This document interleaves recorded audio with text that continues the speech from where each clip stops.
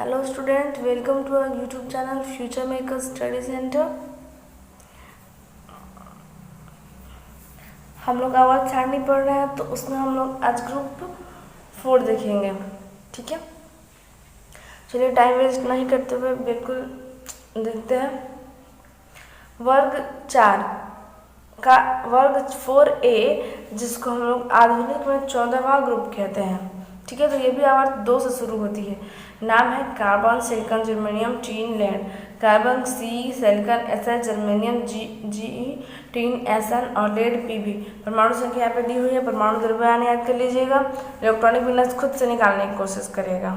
ठीक है, जैसे कि मैंने पहले समझाया उसी प्रकार से इलेक्ट्रॉनिक विन्यास सब लोग उसको निकालने की कोशिश करिएगा। एक ट्रिक हम लोग देखते हैं। अगर आप लोग कुछ समझ में है तो कमेंट करके बताइएगा। हम कमेंट के माध्यम से या फिर कैसे कमेंट के माध्यम से हम आप लोग को बताने की कोशिश करेंगे। वैसे हम पूरी कोशिश कर रहे हैं कि आप लोग को समझ में आ जाए। चलिए ये ट्रिक देखते हैं। ट्रिक है, कहे शिव जी सुनो पार्वती। कहे से कार्बन हो जाएगा, शिव से सिलिकॉन हो जाएगा, जी से जर्मेनियम हो जाएगा, सुनो से टीन हो जाएगा, टीन का संकेत होता है, और पार्वती से लेड हो जाएगा, पीबी इसका संकेत होता है। ठीक है, ये ब्लॉक पी है। 13 से लेकर 18 तक ब्लॉक पी के अंतर्गत आता है। तो ब्लॉक ये पी है।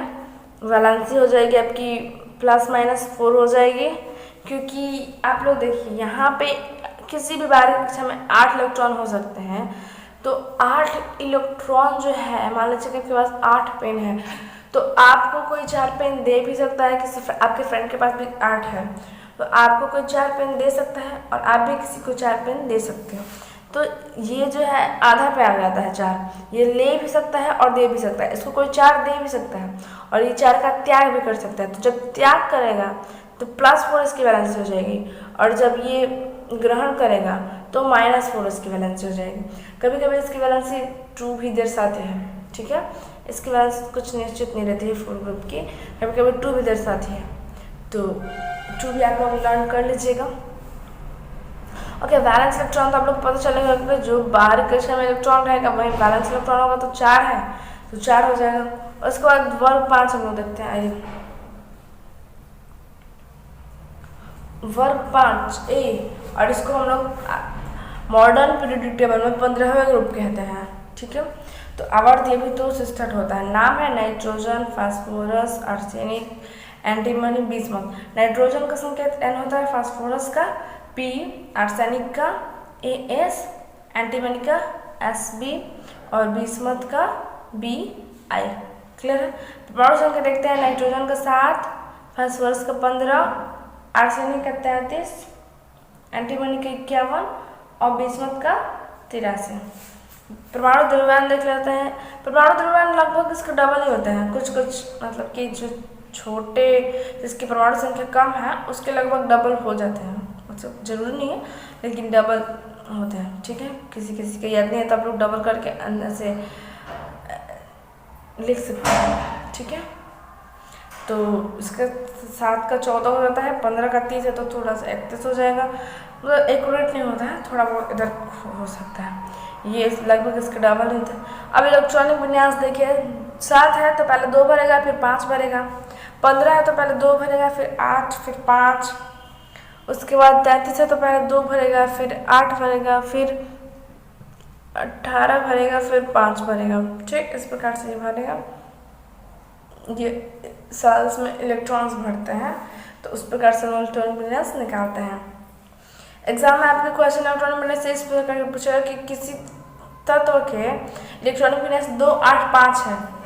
आपको इलेक्ट्रॉनिक विन्यास दे देगा कि 2, 8, 5 है। आपसे क्वेश्चन पूछेगा कि ये कौन सा तत्व है, तो कौन सा तत्व है, तो आप लोग फटाक से इसको ऐड करना है। 8, 2, 10, 15 हो गया। अब 15 आप लोग को याद रहना चाहिए कि किस तत्व का परमाणु संख्या है, तो याद आ जाएगा। तो फास्फोरस का हो जाएगा। क्लियर है। या फिर आपसे ये पूछे कि इसकी वैलेंसी बताइए, तो वैलेंसी कितनी हो जाएगी? 5 इलेक्ट्रॉन है। बाहरी कक्षा में 5 इलेक्ट्रॉन का तो ये त्याग नहीं कर सकता है, किसी को दे नहीं सकता है, लेकिन इसको कोई 3 इलेक्ट्रॉन दे सकता है। तो जब 3 इलेक्ट्रॉन इसको कोई देगा तो वो -3 ऋणी बन जाएगा किसी का, तो इसलिए -3 इसकी वैलेंस हो जाएगी। वैसे 3 ही लिखेंगे हम लोग, -3 भी लिख सकते हैं, ठीक है। उसके बाद देखिए ट्रिक क्या है इसको याद करने की। तो नाना पाटेकर ऐश्वर्या सब बीमार, नाना से नाइट्रोजन, पाटेकर से फास्फोरस पी से हो जाएगा, ऐश्वर्या से आर्सेनिक, सब से एंटीमनी और बीमार से बिस्मुथ हो जाएगा, ठीक है। ये ट्रिक याद कर लीजिए कि नाना पाटेकर ऐश्वर्या सब बीमार। और ये ट्रिक तब काम करेगा जब आप लोग को ये जो नाम है तत्वों के, ये नाम आपके तत्वों के याद होने चाहिए कि nitrogen, phosphorus, arsenic, antimony, bismuth, ये नाम आपको याद रहेगा, तब जाके कहीं आपकी ये ट्रिक काम करेगी। वरना नाना से आप सोचते रह जाओगे कि नाना नाना क्या, समझ में आ रही ना। ट्रिक याद रहे, ये तत्व याद रहेंगे तो ये ट्रिक आप लोग के काम करेगी। ओके, वैलेंस तो -3 हो जाएगी। ब्लॉक पी है, 15वां ग्रुप है तो ब्लॉक पी है, और वैलेंस इलेक्ट्रॉन 12 कक्षा में 5 इलेक्ट्रॉन है तो 5 हो जाएगा। क्लियर। ध्यान दीजिएगा वर्ग 6 का ए, जिसको हम लोग 16वां ग्रुप कहते हैं, उसका अवार्ड भी 2 से शुरू होता है। Oxygen, sulphur, selenium, tellurium, polonium. Oxygen, sulphur, selenium, tellurium, polonium. Oxygen का 8, सल्फर का 16, सेलेनियम का 34, टेलुरियम का 52, पोलोनियम का 84। इसके परमाणु द्रव्यमान है। यहाँ पे इलेक्ट्रॉनिक विन्यास है। इलेक्ट्रॉनिक विन्यास हम लोग खुद से निकालने की कोशिश कीजिएगा, बन जाएगा आसानी से, बहुत सिंपल है, मैं इसको समझा चुकी हूँ पहले।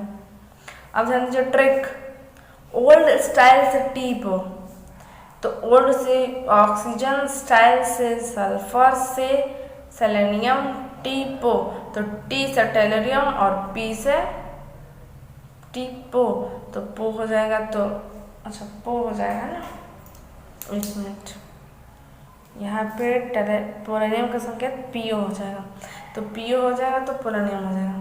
क्लियर।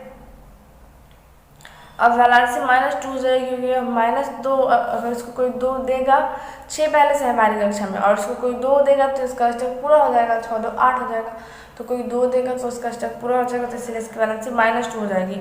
ब्लॉक क्या होगा, पी होगा। वैलेंसी इलेक्ट्रॉन 6 हो जाएगी, क्योंकि बाहरी कक्षा में इलेक्ट्रॉनों की जो संख्या है वो 6 है। क्लियर है। चलिए अब वर्ग 7 देखते हैं।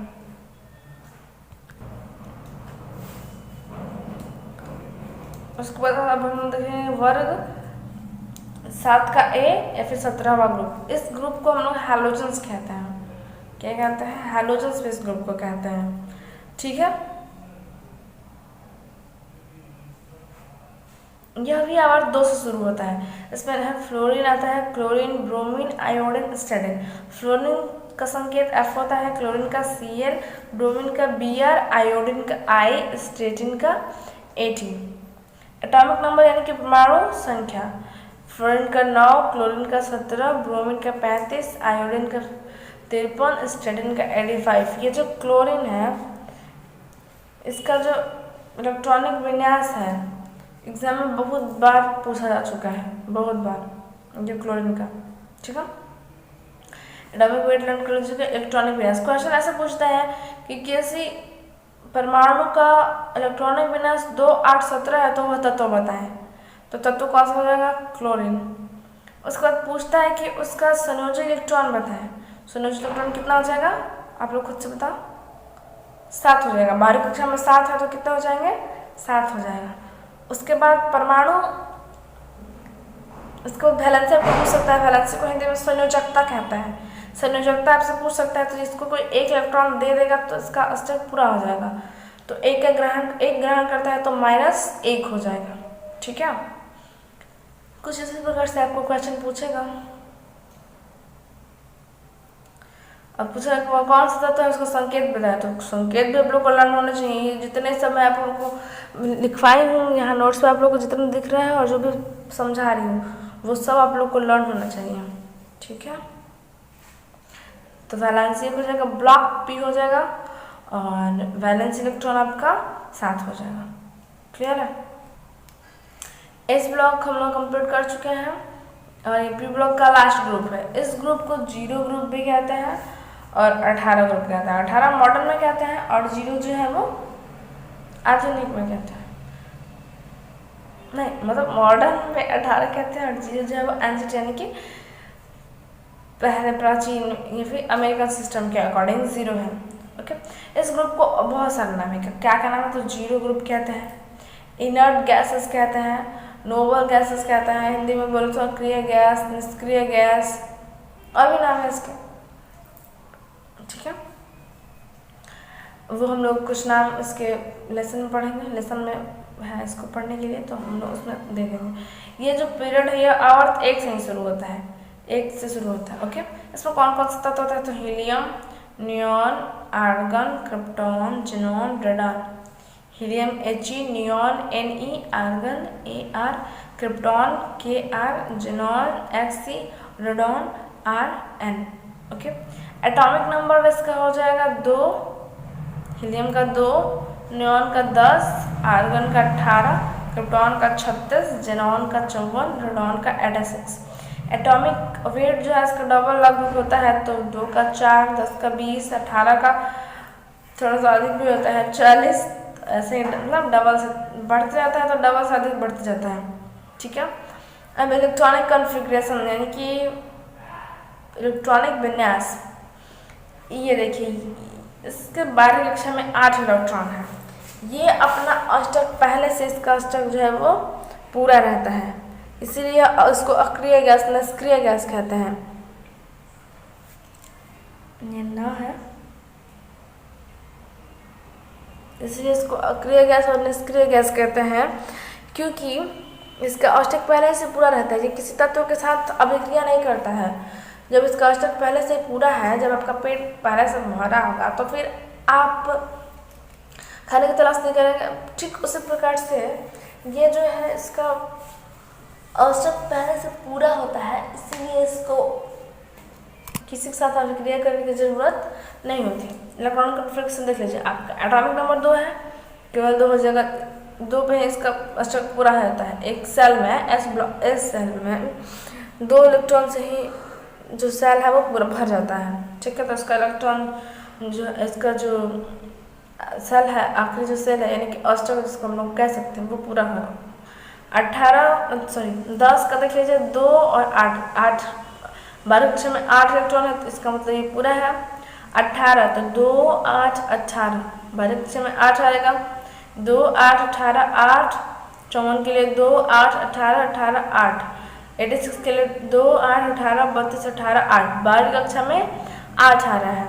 ठीक है, अब देखिए ट्रिक क्या है, हरभजन ने आकर 0 रन बनाए। कोई हरभजन का फैन होगा तो सीरियसली नहीं लेगा, केवल ट्रिक है। हरभजन ने आकर 0 रन बनाए, हरभजन से हो जाएगा हीलियम, ने नियॉन, आकर तो आ से हो जाएगा आर्गन और कर से हो जाएगा क्रिप्टॉन, 0 हो जाएगा Xe जिनॉन, रेडॉन का हो जाएगा Rn, रन हो जाएगा रेडॉन का Rn। बनाया कुछ नहीं है, बस ऐसे याद करने के। वैलेंसी इसका 0 हो गया क्योंकि इसका अष्टक पहले से पूरा है, इसको किसी भी अभिक्रिया करने की जरूरत नहीं है, नहीं अष्टक लेने की नहीं देने की, ना ही इलेक्ट्रॉन्स लेने की और नहीं देने की, इसलिए इसका वैलेंसी 0 हो जाएगा। ब्लॉक तो P ही है और वैलेंस इलेक्ट्रॉन 12 कक्षा में 8 इलेक्ट्रॉन है तो 8 हो जाएगा। अब कुछ इंपॉर्टेंट फैक्ट्स हैं जिसको हम लोग देख लेंगे, उसके बाद आप लोग का जो आवर्त सारणी का बेस है वो कंप्लीट हो चुका है। अब हम लोग अगले वीडियो में केमिस्ट्री के फर्स्ट लेसन के बारे में पढ़ेंगे। ठीक है, तो कुछ इंपॉर्टेंट फैक्ट्स देख लेते हैं हम लोग, इसमें क्या क्या है आइए देखते हैं। तो पहला है कि मरकरी जिसको पारा कहते हैं, जिसका संकेत Hg होता है, एक धातु है जो द्रव अवस्था में पाया जाता है, मतलब कि सामान्य दाब एवं ताप पे, कमरे के सामान्य दाब एवं ताप पे जो पारा है, मरकरी है, वो द्रव अवस्था में पाया जाता है। यह मरकरी एक धातु है, ब्रोमीन एक अधातु है। मरकरी एक धातु है जिसका संकेत Hg होता है, ब्रोमीन एक अधातु है जिसका संकेत Br होता है। ये दोनों कमरे के सामान्य ताप एवं दाब पे द्रव अवस्था में पाए जाते हैं। जैसे कि आप लोग यहाँ पे Hg दिख भी रहा है, Hg जो है डी ब्लॉक का एक तत्व है जो कमरे के सामान्य ताप पे द्रव अवस्था में पाता है।